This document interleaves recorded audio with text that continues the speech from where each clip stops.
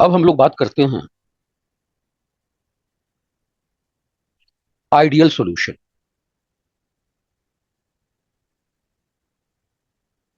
Ideal solution को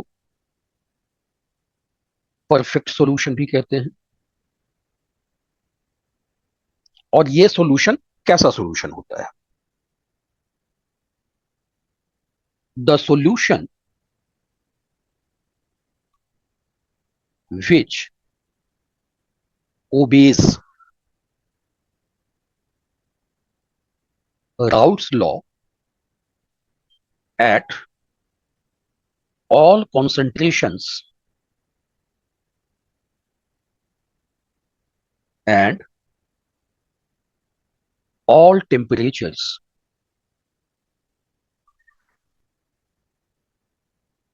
is called ideal solution। ऐसा solution जो राउल्ट्स लॉ को ओबे करता है वो आइडियल सॉल्यूशन है। अब इस सॉल्यूशन में क्या होता है? जैसे कि मान लिया ये है सॉल्वेंट, तो सॉल्वेंट को हम लोग ए से डिनोट करते हैं। तो सॉल्वेंट सॉल्वेंट पार्टिकल के बीच में, मतलब कि सॉल्वेंट का एक पार्टिकल सॉल्वेंट के दूसरे पार्टिकल के बीच में एक बॉन्ड होगा, तो ये बॉन्ड जो है ए बॉन्ड है। उसी तरह से सोल्यूट बी, तो यहां भी सोल्यूट के पार्टिकल के बीच में एक बॉन्ड है बी बी बॉन्ड। इन दोनों को जब हम मिक्स करते हैं तब जाकर सॉल्यूशन बनता है। और सॉल्यूशन का मतलब क्या है? मिक्सिंग। मिक्सिंग का मतलब क्या है कि ए पार्टिकल्स और बी पार्टिकल्स आपस में मिक्स हो गए। मिक्स होने का मतलब हुआ, जैसे कि देखिए, अगर हम सॉल्वेंट की बात कर रहे हैं तो सॉल्वेंट के पार्टिकल आपस में मिक्स्ड हैं, तभी एक पार्टिकल और दूसरे पार्टिकल के बीच में एक बॉन्ड है। अब ये दूसरे पार्टिकल के साथ अगर मिक्स होता है तभी सॉल्यूशन बनता है।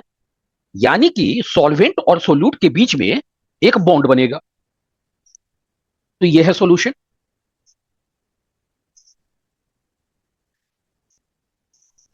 ए प्लस बी, तो सॉल्यूशन में ए भी है और बी भी है, तो ए और बी के बीच में बॉन्ड बनना चाहिए तभी सॉल्यूशन बनेगा। जैसे कि सॉल्वेंट मान लिया कि वाटर है, जैसे कि हमने ले लिया for example water solvent. Solute है एल्कोहल,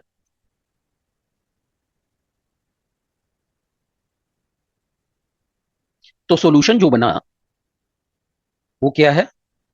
वाटर प्लस एल्कोहल का मिक्सचर है। तो पहले अगर वाटर था तो वाटर वाटर के बीच में बॉन्ड बने हुए थे, एल्कोहल एल्कोहल के पार्टिकल के बीच में बॉन्ड बने हुए थे। लेकिन इन दोनों को मिलाया गया तो वाटर और एल्कोहल के बीच में एक बॉन्ड बन गया। ये कैसा बॉन्ड है? मोलिक्यूलर बॉन्ड है।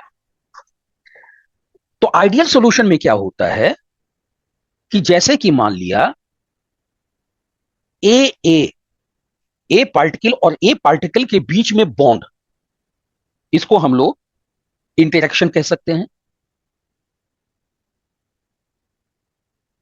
कि ए इंटरेक्शन जो है वो बिल्कुल बीबी इंटरेक्शन से मेल खा रहा है। यानी कि यहां पर जिस तरह का बॉन्ड बना है उसी तरह का बी और बी के बीच में भी बॉन्ड है। यानी कि दोनों का बॉन्ड एक ही तरह का है, जिसकी वजह से ए और बी के बीच में जो बॉन्ड बनेगा वो भी एक ही तरह का होगा। इसीलिए कहा गया A interaction is almost equal to B interaction is almost equal to A B interaction. इसका मतलब यह हुआ कि सॉल्यूशन का जो वेपर प्रेशर है वो ए के वेपर प्रेशर और बी के वेपर प्रेशर के प्लस के एग्जैक्ट इक्वल होगा, जो कि राउल्स लॉ कहता है। और पीए क्या होता है? P A nought x A. PB क्या होता है? PB not x B. इसके बराबर होना चाहिए।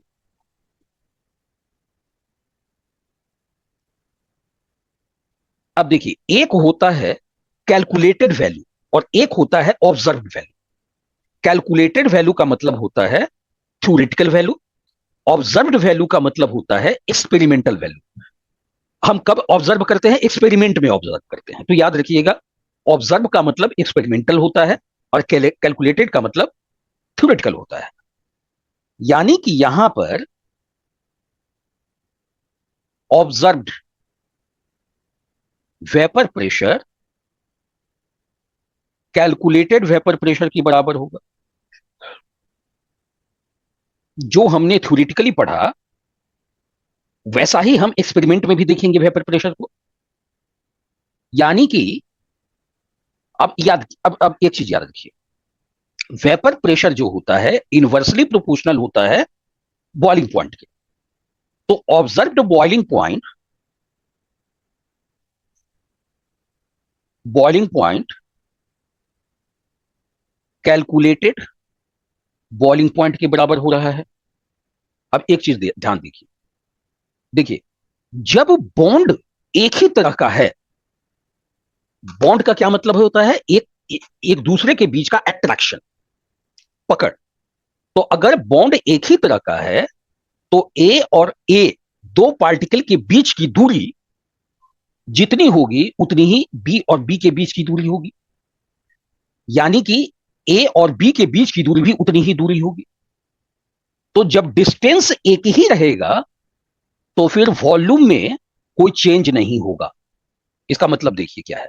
जैसे कि मान लिया अगर सॉल्वेंट 1 लीटर है और सोल्यूट अगर आ, इसको इसको 10 लीटर मान लीजिए। ये 10 लीटर है और ये 1 लीटर है। तो ये टोटल कितना होगा? 11 लीटर होगा। लेकिन अगर डिस्टेंस कम या ज्यादा होगा तो फिर वॉल्यूम एग्जैक्ट इतना नहीं होगा। वॉल्यूम या तो बढ़ेगा या घटेगा। तो अभी केवल हम लोग याद रखते हैं कि हम लोग पढ़ रहे हैं आइडियल सॉल्यूशन। आइडियल सॉल्यूशन वो सॉल्यूशन है जो राउल्ट्स लॉ को फॉलो करता है, ओबे करता है। अब एक चीज मैं मजे की बात बता देता हूं कि 100% परफेक्ट सॉल्यूशन होता ही नहीं है ना। यानी कि नियरिंग अबाउट आइडियल सॉल्यूशन मिल जाएगा, लेकिन 100% आइडियल सॉल्यूशन नहीं मिलता है। वो एक क्या है? थ्योरी है ना। प्रैक्टिकली ये देखने को नहीं मिलता है। चलिए, यानी कि वॉल्यूम में कोई चेंज नहीं होगा। वॉल्यूम में कोई चेंज नहीं को क्या कहते हैं? Delta volume. Volume final minus volume initial, delta volume. तो डेल्टा जब भी हम यूज कर देते हैं इसका मतलब होता है चेंज। तो डेल्टा वी का मतलब हुआ चेंज इन वॉल्यूम। किसका वॉल्यूम? मिक्सिंग का वैल्यू। जब हमने मिक्स किया तो वॉल्यूम में क्या कोई चेंज हुआ? तो वो चेंज क्या हुआ? 0 हुआ। यानी कि 11 लीटर, अगर 10 लीटर सॉल्वेंट है, 1 लीटर सोल्यूट है, तो हमें 11 लीटर ही सोल्यूशन मिला। ऐसा नहीं कि 10 लीटर सोल्यूशन हो गया या 12 लीटर सोल्यूशन हो गया। यानी कि चेंज इन वॉल्यूम 0 है। उसी तरह से चेंज इन एंथैल्पी। एंथैल्पी का क्या मतलब होता है? Heat energy. तो रिएक्शन जब भी होती है तो या तो हीट रिएक्शन लेती है या हीट रिलीज करती है, या कोई चेंज नहीं होता है। तो यहां पर कोई चेंज नहीं होगा। डेल्टा एच मिक्सिंग भी 0। लेकिन डेल्टा जी लेस देन 0 और डेल्टा एस ग्रेटर देन 0। देखिए, ये दो हमेशा यही रहेगा। क्यों? क्योंकि ये दोनों कंडीशन होते हैं स्पॉन्टिनिटी के लिए। तो स्पॉन्टिनिटी का क्या मतलब है? कि सॉल्यूशन बन रहा है। जब सॉल्यूशन बन रहा है तभी तो हम लोग इसको चेक कर रहे हैं। तो सॉल्यूशन कब बनेगा?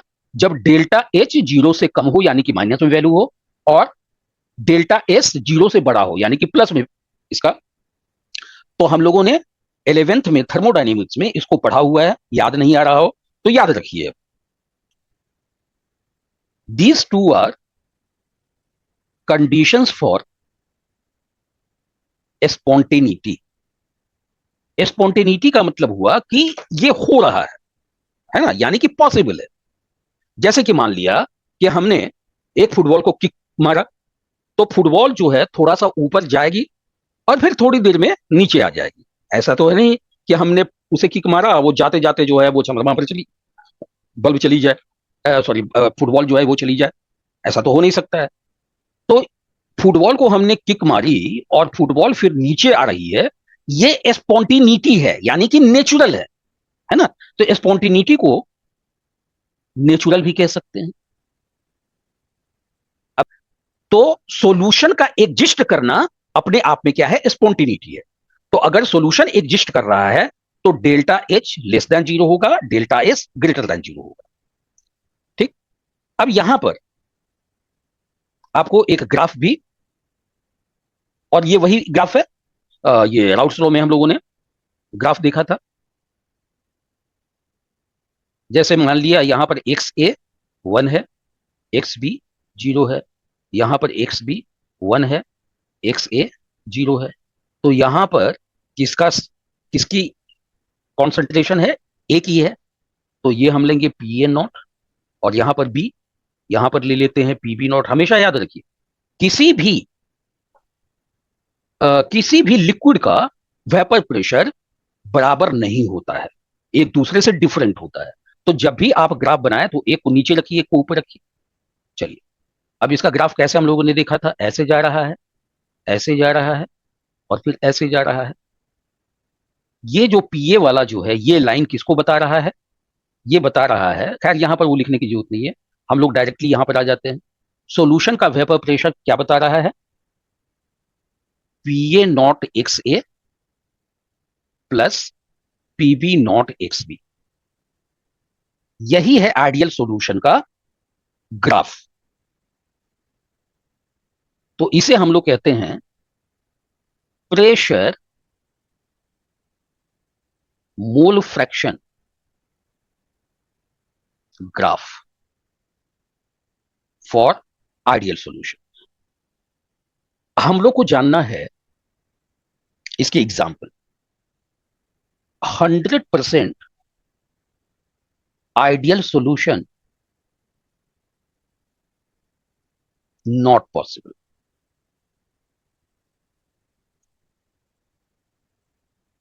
नियरली आइडियल सॉल्यूशन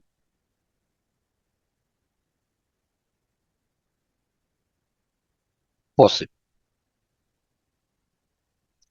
जैसे कि मान लिया सॉल्यूशन ऑफ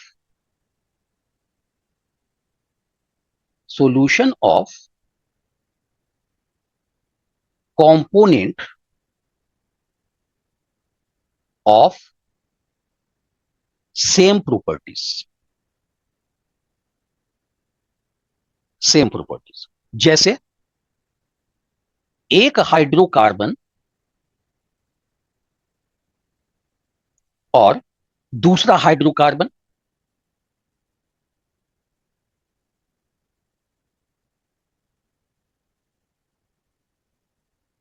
अब मैंने क्या लिखा, हाइड्रोकार्बन प्लस नेक्स्ट हाइड्रोकार्बन।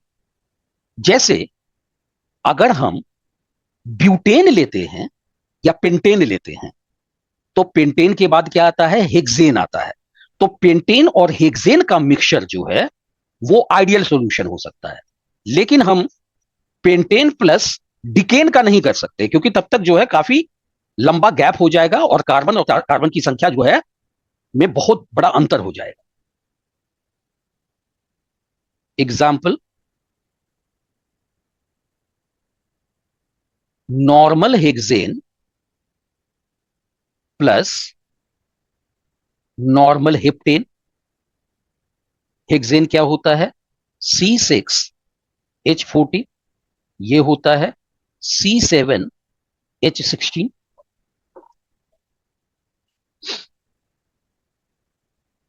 उसी तरह से non polar plus non polar, polar plus polar,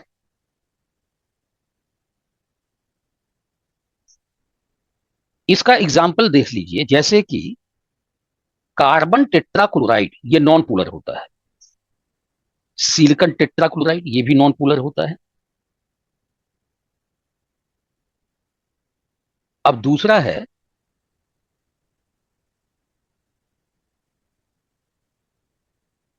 solution of neighbouring halides. Neighbouring halide का मतलब क्या होगा? देखिए हैलोजन क्या क्या होते हैं? Fluoride, fluorine, chlorine, bromine, iodine. Neighbouring यानी अगर हम C6 C6H13 क्लोरीन ले, C6H13 ब्रोमीन ले, तो क्लोरीन के बाद क्या है? ब्रोमीन है। तो इसका मिक्सचर जो है आइडियल सॉल्यूशन बना देगा। C6H13 bromine plus C6H13 iodine, ये भी बना देगा। फिर C6H13 fluoride plus C6H13 chloride. देखिए फ्लोराइड और क्लोराइड एक ही जगह पर है, फ्लोरीन और क्लोरीन एक ही साथ है, क्लोरीन ब्रोमीन एक ही साथ है, ब्रोमीन आयोडीन एक ही साथ है। लेकिन अगर हम ये चाहें कि फ्लोराइड और ब्रोमाइड, तो फ्लोराइड और ब्रोमाइड के बीच में एक कौन गैप आ गया? क्लोरीन। तो ये आइडियल सोल्यूशन नहीं बनाएगा।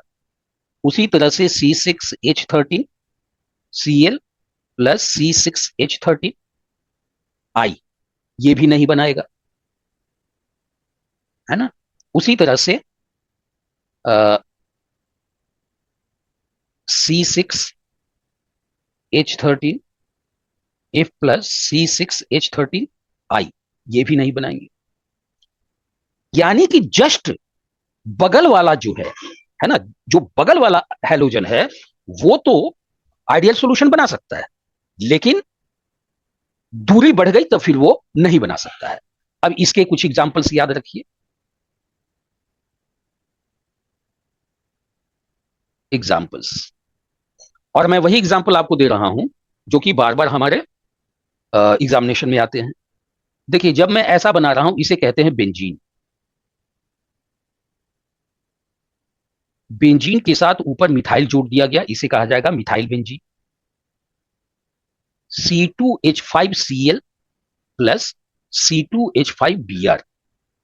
देखिए क्लोरीन और ब्रोमीन ये हो जाएगा। फिर ले लीजिए C4H9Cl प्लस C4H9Br। ठीक है ना, क्लोरीन ब्रोमीन ये बना सकते हैं।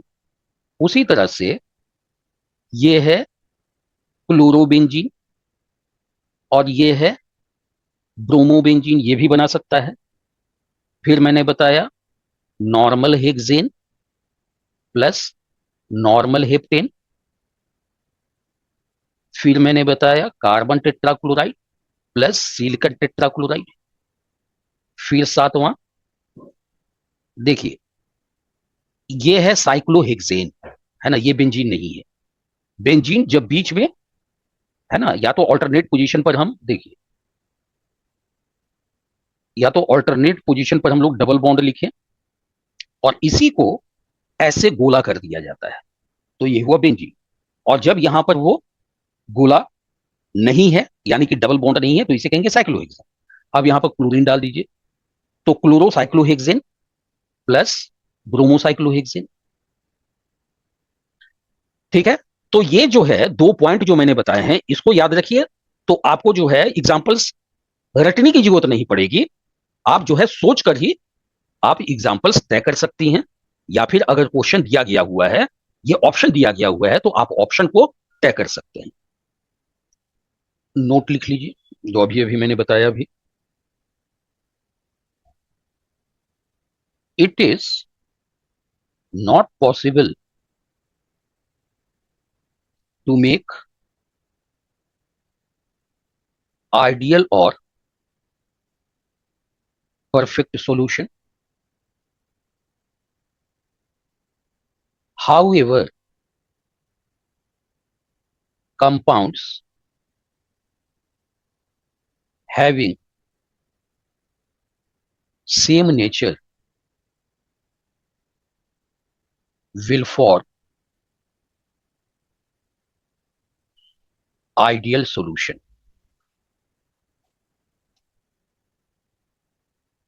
Very dilute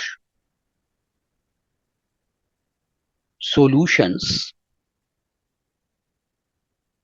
very dilute solutions are considered as ideal solutions. क्यों? Because at very low concentration,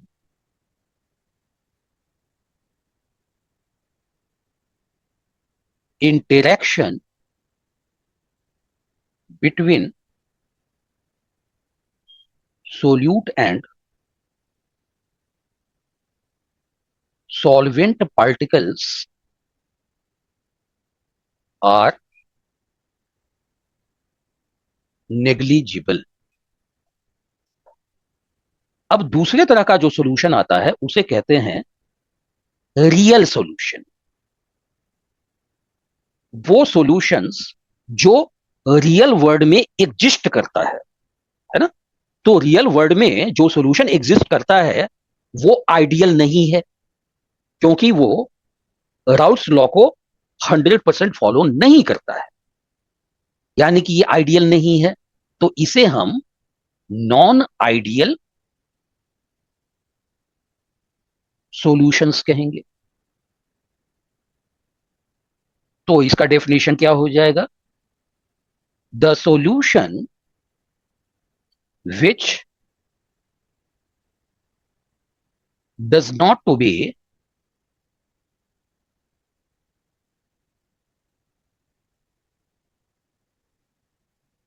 Raoult's law is called as real solution. Real ideal solution में क्या था?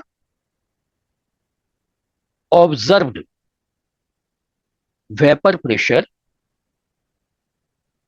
कैलकुलेटेड वेपर प्रेशर के बराबर था, जिसकी वजह से ऑब्जर्व्ड बॉइलिंग पॉइंट भी कैलकुलेटेड बॉइलिंग पॉइंट के बराबर था, जिसकी वजह से